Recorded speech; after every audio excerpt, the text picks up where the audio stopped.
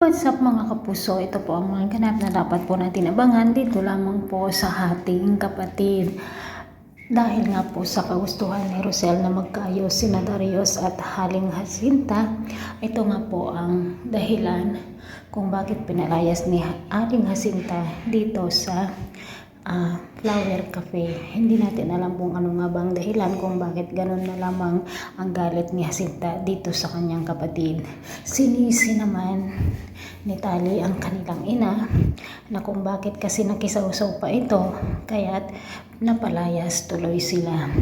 Samantala mga kapuso, tinulungan naman ni Darius sina Rosel at kinupkup nga po niya ang mga ito dahil nga po naaawa siya at naantig talaga ang puso niya dito sa napakabait na si Rosel.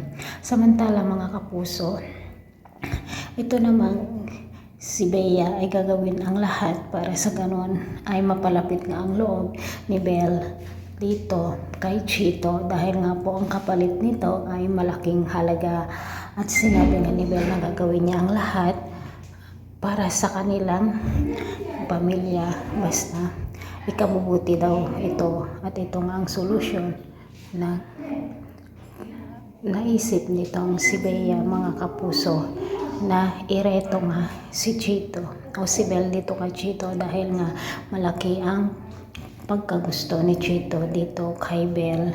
So mga kapuso, kung mawawala itong si Jacinta, siguradong si Darius din magmamana dito sa kanyang mga ari-arian mga kapuso dahil nga po kapatid niya ito.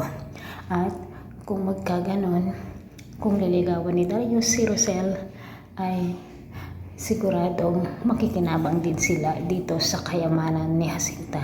Pakabangan po natin ang mga susunod panganap dito lamang po sa ating kapatid. Maraming salamat. Bye-bye.